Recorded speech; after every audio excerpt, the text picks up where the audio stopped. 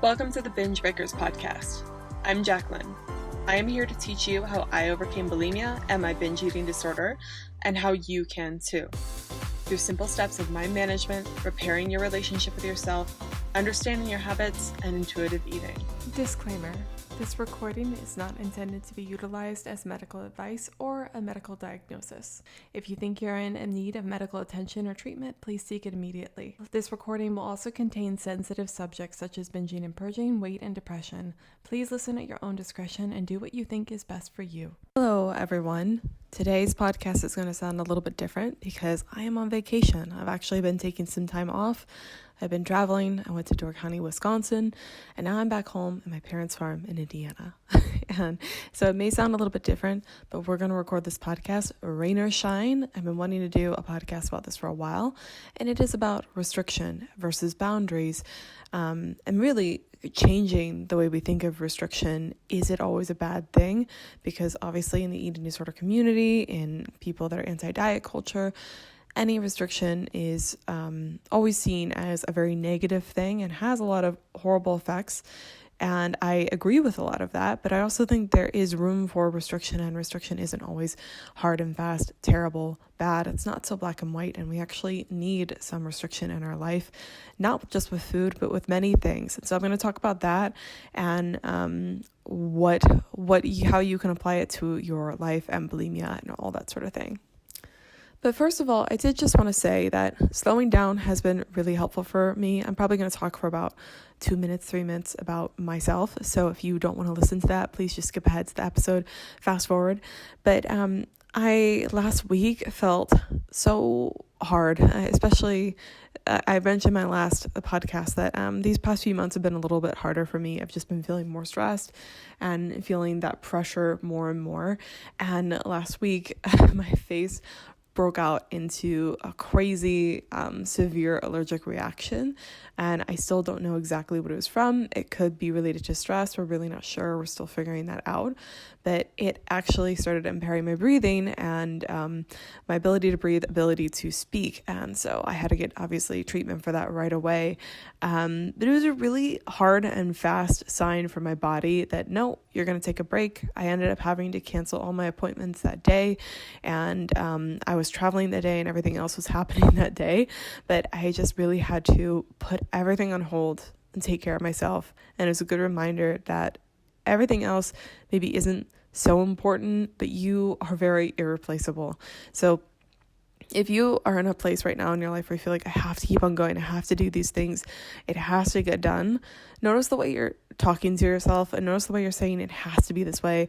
I have to do this. When my health came into play and it was an actual emergency, everything that was really important was put front and center, and I was able to prioritize that, no, I am important and all these other things can wait.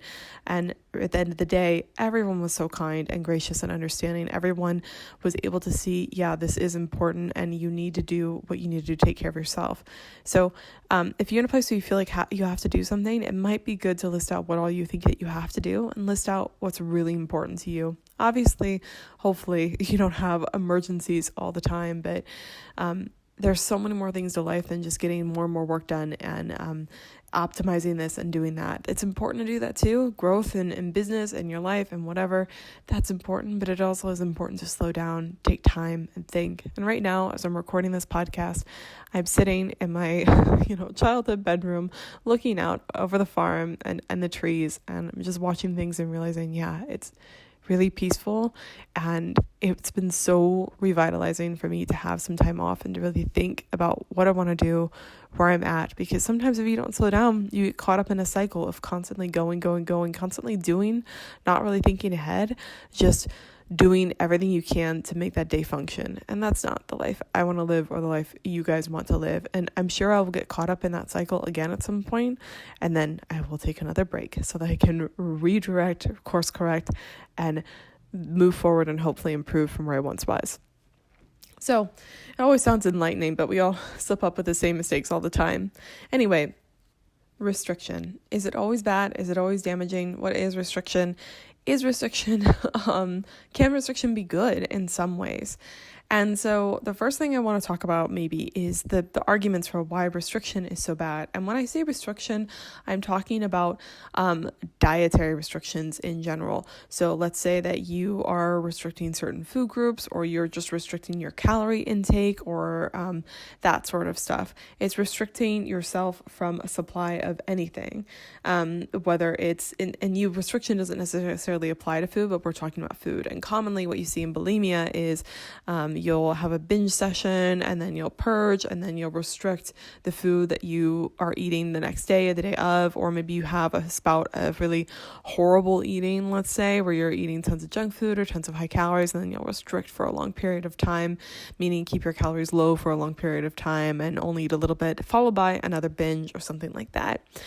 What happens a lot of times why people say restriction is so bad is that, first of all, your body just doesn't really love when you suddenly take all of its calories away, all of its energy supplies. You take any creature and you starve it for a little while. It's going to probably binge on food the next chance it gets, and it's probably going to have a really weird attitude around food where it thinks that it's never going to get it again. It's in a period of starvation, so it really wants to take that food in and be like, oh my God, let's get all we can get right now because we never know. Restriction, it makes you feel like whatever you are restricting, there's a limited supply of. This isn't exclusive to food. Obviously, other examples include money, time, toilet paper, as we saw in the COVID-19 pandemic. It creates this binge mentality, actually. It can create this binge mentality of have it now or you'll never have it again, which is a lot of times that's how a lot of people negotiate binging. One of the common things I hear clients talk about is how they're saying, well, this is the last time, or you never ever have this, or we might as well have it right now. And since we're having it, let's have a whole bunch because we know we're not going to get this for a long time. They usually tell themselves, never going to have it again. But obviously that's never actually true.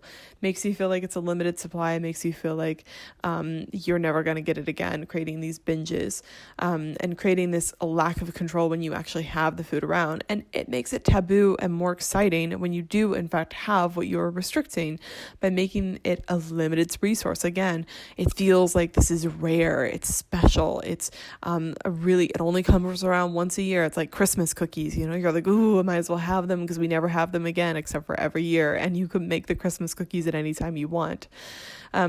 Also, just breaking this restriction feels liberating. It feels like you are breaking free and doing something that is against the rules. A lot of people, they put their own self-imposed restrictions on themselves, and it creates this dynamic between you and yourself of having rules that you have to follow. And then when you break those rules, it kind of feels exciting, like you're doing something against the rules, feeling like you are a little bit of a troublemaker or a rebel, and that can be really, really enticing and fun, and also just tapping into taboo things can sometimes be exciting in itself. It's intriguing at the very least. And it can create a lack of trust in yourself depending on the reason that you're restricting. Because a lot of times I see people putting rules around themselves because rules that are in such a way that they don't trust themselves, being like, you can't have this in the house because you can never be trusted with it. We know how you are without it. It creates kind of this it's rules or restrictions are kind of just this set of long beliefs that you have that you follow. And having a rule like you can't keep cookie dough in the house, it really keeps reinforcing that belief that, right, I can't be trusted around cookie dough. I have no control around cookie dough. And then what do you do when you have cookie dough? Well, combined with never having it all the time, being excited, restricting, and then also you have this core belief now of I can't be trusted. I lose complete control around cookie dough. Then you don't even try when you're around the cookie dough. You're just like, well, I don't have control. There's no way that I could possibly. It just reinforces the cycle all around. So to review that, it makes you feel like there's a limited supply of something. It makes it taboo and exciting, and also feels like these heavy rules and restrictions that you're going to want to rebel against them. It feels like it's dragging and draining. So of course you want to rebel against it, and it's just exciting to break the rules. And it creates a lack of trust, and it creates a core belief system in yourself that you can't be trusted around food, making you really act out around certain foods. That's there are other reasons why restriction is damaging just from a biological level that I think a lot of people know. I think a famous study people like to point out is the Minnesota starvation study, and there have been plenty of other studies on like rats and things like that where they restrict certain foods and then watch them maybe binge or something like that, or they end up being overweight afterwards or something like that because they were playing around with restriction. I think Evelyn Tribole, I'm saying her name correctly, who wrote the intuitive eating book. That book actually has a lot of great information on why restriction and self-imposed restriction can be really bad and can create much more harmful effects than you realize. So highly recommend that resource as checking out some of the biological reasons behind restriction and the social factors of restriction. Now, restriction, though, I'm going to go ahead and say this. I don't think it's always bad, and I think there's a way to do restriction right, and there's a way to do restriction wrong. Now, I first think it's important to go into, well, what is really restriction? And restriction is kind of a mental construct or a physical construct. It's something you put on yourself when we're talking about restriction in terms of food. A lot of people decide their own restrictions. It's not like they're following the law that's imposed on them or anything. It's their own law. It's their own mental construct that they have created that they follow by. Restriction literally is you not being able to do or have something. You have a seatbelt on and therefore your body is restricted by the belt. But restriction can also be self-imposed, meaning you decide to restrict yourself from certain foods, behaviors, etc. But restriction isn't always bad. And here's what I want to give some examples outside of food first, because I think that's having metaphors is a really helpful way to understand different subjects. That's how we learn. So let's take money, for example. Restricting your money can be a good thing. No one would scoff at a budget, for example. No one, if you were to make a budget and be like, hey, look at this, no one's going to be like, oh, you're making a budget? How silly. That's really restrictive with your money. People would say generally that's a good thing. Now, budgets can be overly restrictive. And a lot of times when people set up budgets and they make a budget where they're only eating, they only have a $50 per week grocery budget and they're only eating ramen noodles, they're eventually going to break that budget. And that's when budgets oftentimes fail because they're too restrictive, they're too unrealistic, they're too tight, or like they'll set a budget or whatever, and then some sort of car emergency. That happened to me all the time because I drove an old car for a long time. I would be like, here's my beautiful budget for the month, and then my car, Lucy, would just put out, some stupid part would go out and I'd have to spend $300 on her to fix it, right? So budgets can be a really good thing, but it can also be a really bad thing. But on the flip side, that's what can be bad about restricting with money and budgets. But budgets actually allow you to pay for things you want long term, like a house or a car or a vacation. It's considered responsible to budget because it's going to allow you to have money long term and allow you to pay for emergencies and have a really well-rounded life. Money is important for you to survive in the society that we live in now. So no one is going to tell you, don't budget your money. Don't try to be responsible. Don't restrict with your money. Some restriction with money, depending on your income, some people maybe not, but a lot of times it's generally a good idea to restrict your money and not just give all your money away. Now, something important people do is they have good reasons for why they're restricting their money. Generally, with me, sometimes I have a bad relationship with money where I tell myself you can't be trusted with money, and that creates kind of a binge mentality with money. It's really weird. I'm working on this. But when I tell myself I can't be trusted with money, money is a limited resource, money is scary, but I don't know how to handle money, that sort of stuff, that's when I start to behave worse with money and I start to exhibit those behaviors.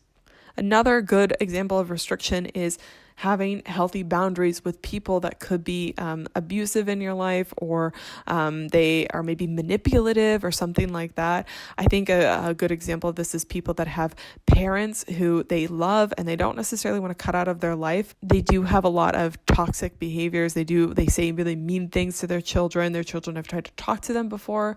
I have a client who her father really, he loves her. He spends time with her, but at the same time, he can be really nasty towards her sometimes and say things that really hurt her feelings and make her feel less so. And she's tried to talk to him about it, but he will not budge on the subject. He'll then say, you are too sensitive. And so with this client, it's really important for her to just draw boundaries and say, okay, I can't change this behavior, but I can say when it's not okay and walk out of the room and just not actually deal with the behavior in itself, because I've made requests. I don't want this in my life. And whenever she has these things, it has these things happen around her, it's more likely she's going to binge, because a lot of times binging behavior can be an emotional response. So for her, setting up healthy boundaries, healthy restriction on how much she sees him, and restriction around when he starts saying these things, she's out. No one would look at her and say that's a bad thing.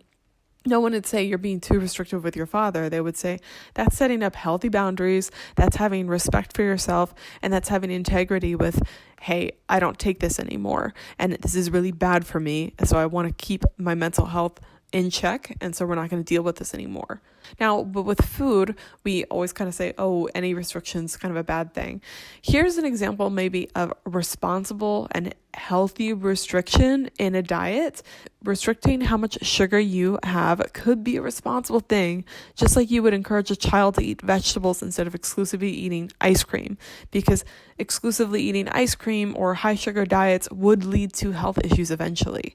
Now, the difference is if someone were like, I can never ever have sugar ever, unless maybe, they're diabetic or something like that. Most people can have some sugar and it's not a huge deal. Like, I can never have sugar, and if I do, I will lose all control, or I will be completely unhealthy, or I will go into insulin resistance immediately, something like that. Then I'd say, maybe that restriction isn't the best, and they never, ever, ever allow themselves to have anything. That's when you get into really horrible restrictive territory.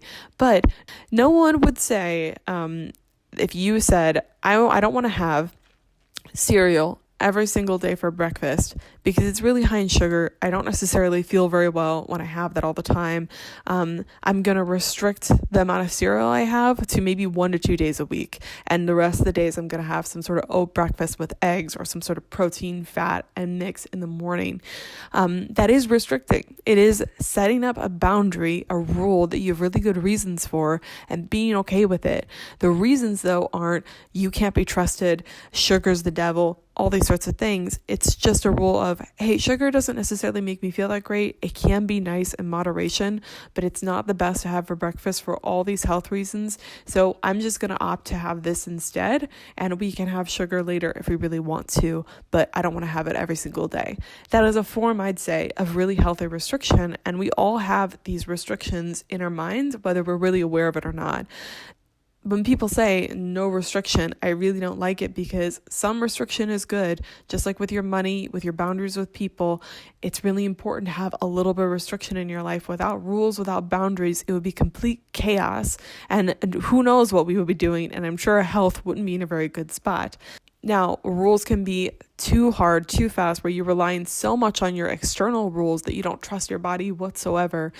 Intuitive Eating, the book, it really goes into how you can trust your body and your body knows what's best, but sometimes your body does get it wrong. So I think that you have to take all of this with a grain of salt and have a really healthy balance of paying attention to rules, but also paying attention to, hey, when my body has sugar, I really want more sugar. So maybe it's time for me to step in a little bit over my body and be gentle and use the nutritionist voice, the person or a head that cares about our health too, and take that into account. It's about being gentle with these rules, not hard and fast, and it's this way or the highway. You make the rules, they get to be broken. Restriction also can make you feel less bogged down by decision, less overwhelmed, less confusion. If there's something that trips people up a lot in recovery, and what I've seen with my clients, is that they overthink things, and that creates a lot of confusion and not sure and overwhelm, and ultimately leads them to make some worse decisions because they start overthinking things and getting confused. Having some really good restriction / rules / boundaries, I think we'll start saying from here on out, is that it allows you to be like, oh, but this is the boundary that I have. Let's just go in and just follow the rules that we set for tonight. A lot of times when people are trying not to binge for the first time, having some rules, some restrictions in there about what they're actually going to do when it comes around to the evening when they usually binge is really helpful than going in there with no game plan whatsoever.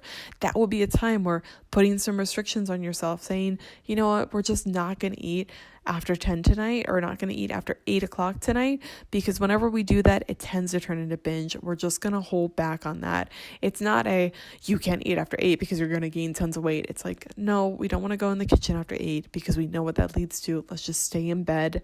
This is a restriction we're putting on ourselves, but it's not because we can't be trusted. It's just we don't want to put ourselves in a situation where we're vulnerable to binging.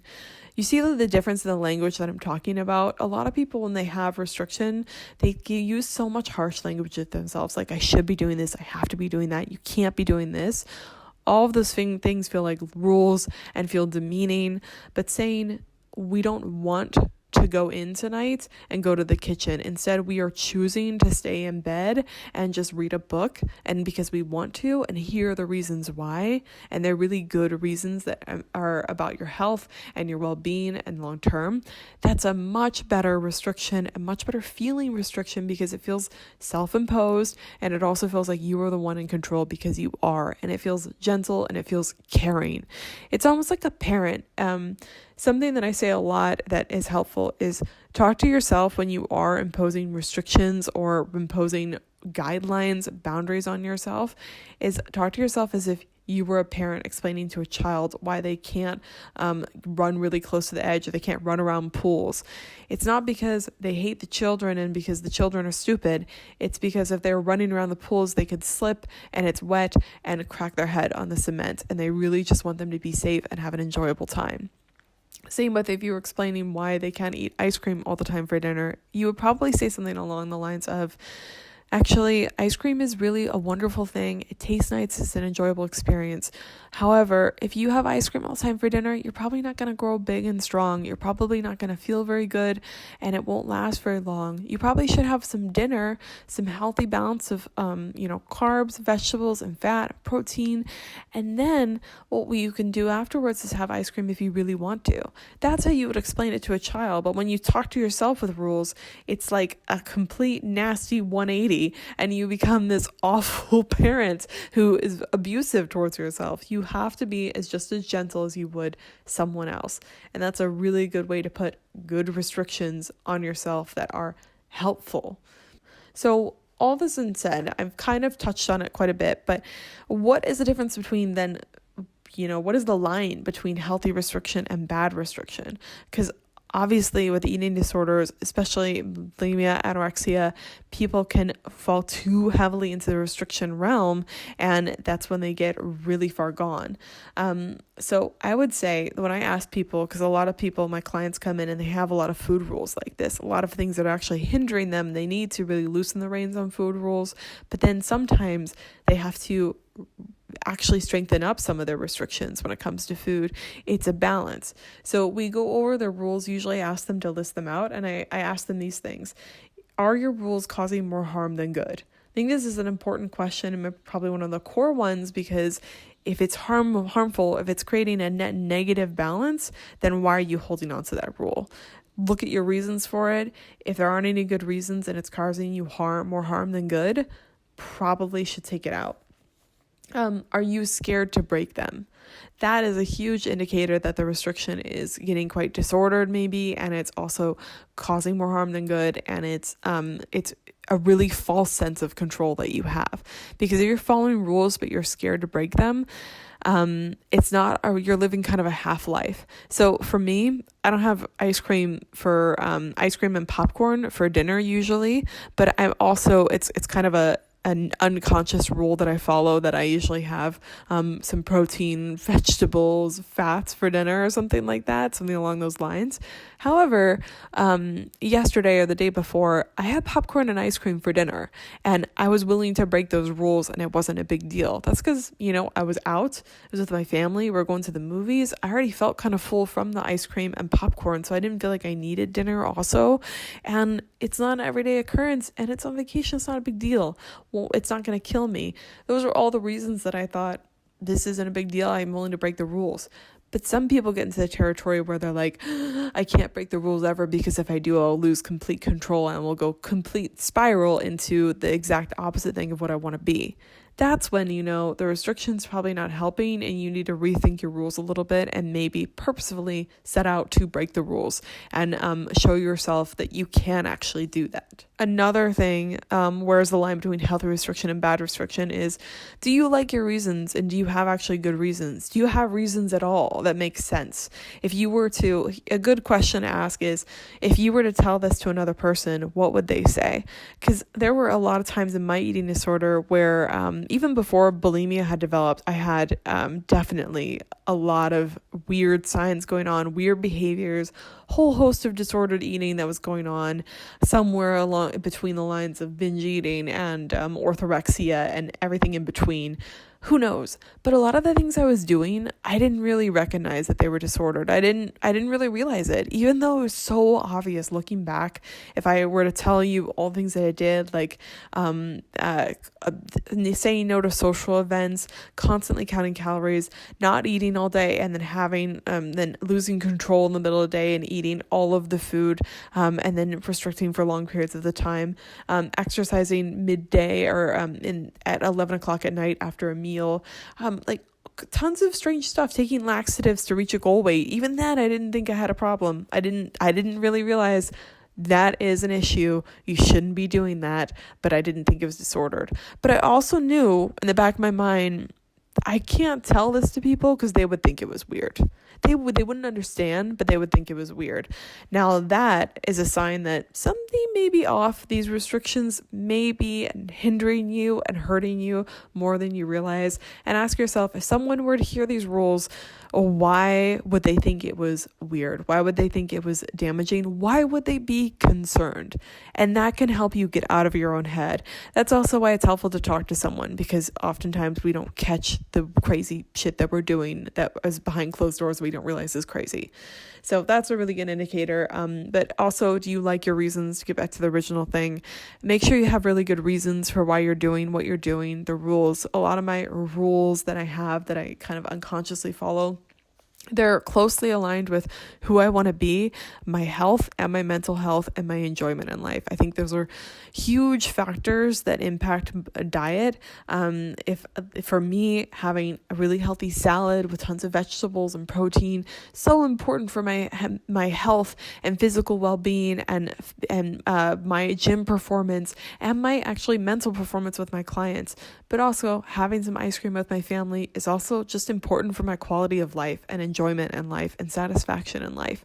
All those rules are those reasons that I have come into play with my rules in life, and I never include a rule or restriction that I have that is going to hinder me or isn't something I'm willing to do forever, and isn't something that I think I can sustain long term, and isn't something that I think is going to lead me back into an eating disorder as well. So take that into account with the rules that you have, list them all out.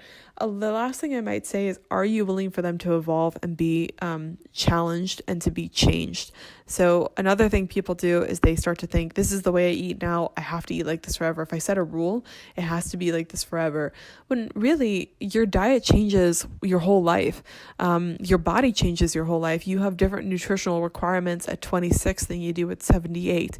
You have different nutritional requirements if you're going to become pregnant or are pregnant, or if you are training for something, different physical activities that you do throughout your life, different work, career things, changes, different environments that you're in. They're all going to change your nutrition and your requirements. Some things will stay the same, but a lot of things will change. So your food rules that you have now are going to evolve. They're going to be different, and that's okay. That's how it is. We think we have to get into this habit, and when they suddenly start breaking down or they change, we think something's wrong and we think we're a failure because we weren't able to adhere. But really, that's just the way of life. My diet has been completely upside down. And when I say diet, it's not like a weight loss diet. It's just a diet, whatever I'm eating right now. It's been completely different while I've been vacationing and traveling with my family, and that's totally fine. I'll probably go back to my regular routine, but some things might change when I go back home because of this stint of time where I have changed a little bit. So keep that in mind. Are you willing for them to be evolved and changed? And if you're not, and you're sacrificing socialization, you're sacrificing going out and doing things, you're sacrificing your happiness to keep these rules in play, that's probably a sign of bad restriction, a restriction that's being more harmful to you than good, not helpful. And so I think one last thing I might say, I think I've covered a lot on why I think restrictions can be really important, and how to maybe set them and be gentle with them, and why they can be really bad also. But I don't think some restriction is a bad thing. Certainly not. I think we all need a little healthy restriction in our life. Something though to keep in mind when people are talking about restriction is that maybe change your mindset around it a little bit, and change the language or verbiage that you use when you are imposing restrictions on yourself. So instead of saying, I can't, I should, I must, I shouldn't, I have to, all those things sound very forceful, and they sound very like you have no control. It sounds like you are just a plastic bag in the wind, and you have to go with the currents. You can't change it. You're forced to. It really takes away your own autonomy, and it feels, as humans, I think we just don't like that. I don't like it when I have things that I'm forced to do. Nobody likes that. People like their strong sense of self. So when you're using language like that with restrictions that are even good for you, when we talk about good restrictions, if you're trying to impose good restrictions like not binging, or trying to have a healthy dinner in turn with some enjoyment eating, but you're using language like I have to eat broccoli. Broccoli is like, we can't eat anything else. We should be eating broccoli. We should be doing these things for our life. It makes you feel the exact opposite. And it also kind of paralyzes you, because when you say that, it makes you feel fearful if you don't. It creates a stress response. I was talking to a client, and it creates a stress response. So try using language like, I want to for these reasons. We actually enjoy broccoli, or, if you don't enjoy broccoli, eat something else that's healthy, but that you actually enjoy. But we're choosing to do this. We're doing this because we don't have to, but we'd like to. That's more empowering, I think, to say, I want to, I choose to, I can if I want. We'd like to. Here are reasons why we want to do what we want to do. One of my clients, very insightful girl, she was talking about how the most important thing for her is reminding herself of her reasons why she wants to do the boundaries that she has set.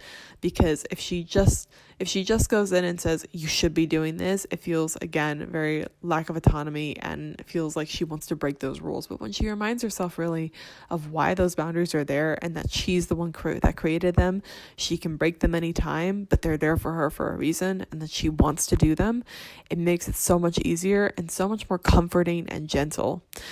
And also being compassionate with yourself with these boundaries, even when you accidentally break them or you don't do as good of a job at adhering to them, forgiving yourself and moving on, and realizing there's nothing to forgive because you're the one that set the boundaries in the first place. So restriction, in summary, can be a really, really important thing for life. And I think we all need a healthy dose of restriction/boundaries in our life. But restriction can be very bad. It can really lead to a lot of things. You have to use it with your own guidance and keen eye and mind. You can't just expect yourself to follow all of them all at once. They need to have good reasons behind them. They need to be serving you, not hindering you. And they need to be able to be broken when you want them to be broken. But restrictions aren't all bad, and really take back your power maybe from restrictions. Last thing I'll say, you're the one that is imposing it. You're the one that gets to make the rules. Remind yourself of that, especially when your rebellious brain comes into play. You get to choose what they are. You get to choose why they're there. You are the queen, king, ruler, whatever of your kingdom. You get to do whatever you want to do, and remind yourself of that. I think it's really empowering to realize you get to make the rules and no one else does, and that's fun. So anyway, I hope this has maybe changed your perspective a little bit on restriction and maybe how you think of your own self-imposed rules. If I had to give you any homework from this podcast, it would be to write down all your food rules.